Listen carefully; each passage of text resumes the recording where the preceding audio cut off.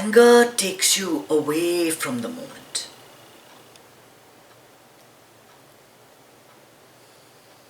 It is your negativity rising within you. Because you don't like what is happening. Everything is supposed to be ordered, especially during this COVID time. Your children are supposed to be in school, you're supposed to be at work, your husband's supposed to be at work, everyone's supposed to have their corner. Now, they're all in your face. They're all this close. They're encroaching on your space. Whatever you were accustomed to, or the life that you used to have, is changing, is different. And because it's different, you don't like what's happening. You just don't like that it's different. You want things to be the way it was before. And that resistance that tells you that this is not good erupts in anger.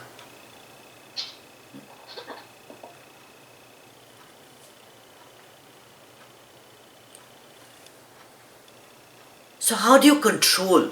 How does the anger disappear? I'll honestly tell you that from personal experience, 10 years ago, I was angry all the time. When you are dissatisfied with what life has given you, when you're dissatisfied with the situation you're in, when it's not what you asked for, a very common way of facing it is through anger. You're getting angry at whom? At what? It is your own life situation that is not good. And why is it not good? Because you have an internal resistance. You are saying no to the moment. You are saying, no, I don't like what's happening. No, I don't like what's happening. And the minute that no changes to a yes, the minute you start going with the flow of things, there is a world of difference. And you see that you don't even find the need to say anything in your defense. You just go with the flow. Sometimes a smile solves the problem much easier than harsh words. Because harsh words, whether, non-violence, when, the non-violence that Gandhi speaks of, is not just of action. There is non-violence in thought. There is non-violence in expression. You don't want to be around people that are angry all the time. It agitates you. It makes you wonder, makes you jumpy all the time and makes you want to think, how am I supposed to be behaving at this moment? What am I doing right? What am I doing wrong? Nobody wants to be around angry people. And that is why they seek the gurus, they seek the guidance of people, because they want to be around somebody that calms them. And when you are confronting someone who's angry, I used to, there was a question that was asked to Swami Pragyapad, and he says, try to see if your calm is greater than his anger. What is it that's more powerful? Which reigning emotion is more powerful? Are you going to lose something by saying nothing?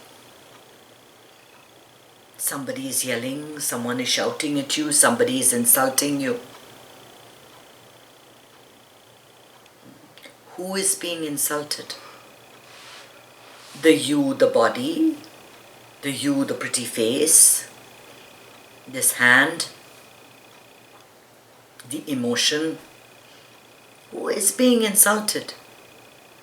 The true you can never be touched, either by words or by action. It is merely observing what's happening. without any judgment of it. So when you sink back into that true you, even if it's just momentarily, you give yourself a mental picture of just sinking into that real me that's untouched, that's unaffected by anger, then there is only peace. There is only peace, there's nothing to be said.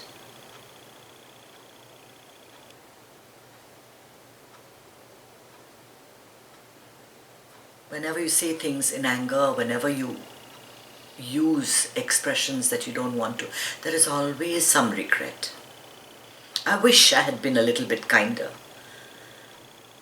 I wish I had been a little more compassionate. I wish I had waited before responding. And so whenever you rise to anger, just pause for 1 second and say, who is getting angry? Who is being insulted? And as you search for that you, even momentary, is it me? Is it my body that's being insulted? Is this my mind that's being insulted? Is this deeper? Is it my intellect that's being insulted? Is it the breath? There is nothing here that is being insulted or that even cares. And in one moment, you can say things that can take a lifetime to repair. It is much better to be the underdog and not say anything in return, not have the last word. Let them have the last word, if that makes them happy. Neither was that word the last nor the first, nor does it matter. We are all part of the same manifestation. One person responds to anger, another person does not. One person is unconscious, one person has awakened. And in this lifetime, if you have awakened, if you have woken up, you will see that anger is not the way to go. It doesn't take you anywhere.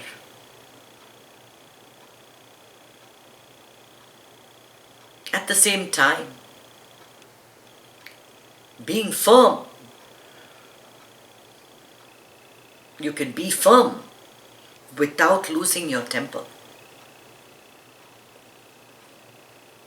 If a child has to be chastised, the child has to be chastised in a firm voice. The child has to be taught what is right and what is wrong. If somebody is doing something against you, you don't just sit and say, okay, do whatever you want to me. I'm just peace. You can beat the heck out of me and I'm not going to say anything. No. You always stand up for yourself. You always stand up for what is right and what is true. But you say things without hurting anyone else, without hurting yourself. Non-violence of expression, of speech. We have a rule in our house from when we were children. One from when I got married. It's called no bad words. My kids know it really well. And it's commonly referred to as NBW. No bad words in our house. Nobody says anything that's remotely a bad word. It's so ingrained into us. So ingrained. If somebody says it, it's like, everyone is like really, really shocked. You just get into the habit of being nice to one another. You just get into the habit of being nice to one another. And anger becomes like a past dream. The old conditioning will rear its head with the old triggers. Things that people, there's certain areas in your life that no one can say anything about. Like no one can talk about your child, or no one can talk about your the way your weight, or we all have certain things that we are very sensitive about, and it does rear its head. And the need to just quickly say something mean comes up. But that's what awareness is all about, no? To catch it before it leaves your mouth. Sometimes we won't. And sometimes I'm guilty of that too. But I'm getting better. I'm getting better every day. Ask anyone who knows me. Ask my kids. And they'll tell you. There's a certain calmness that just comes to you from meditation. I don't know how. It's just that the nature of your true self is peace, is love, is happiness. These are your essential qualities. So when you realize that, you just repose in that. You just get back to that. You just sail along in that. And the tendency to shout or to say mean and harsh things becomes less and less. And that's what development is. That's what self-development is. To watch yourself, to observe yourself, and to change the way you behave. And that's what it's all about. Become a better person. Be kind to yourself and to others. To live your life effortlessly in service of the world. To lose yourself in the moment, in the now. And live moment to moment knowing that happiness is your birthright. And when you're angry, you're not happy. Right? You've lost it for that moment. But happiness is your birthright. How can you be angry with a smile on your face? You can't. You can't. You just lose that propensity. And if it doesn't happen, don't blame yourself for it. Just become aware, become aware, become aware. Just meditate and it will happen on its own, automatically. It is your true nature. Om Namah Shivaya. Hey, thanks for watching my video. If you like the content, hit the red subscribe button. I'm also on Facebook on my author page, Kanchana Krishnan Iyer, and I'm also on Instagram. See you there. I'll link it down below.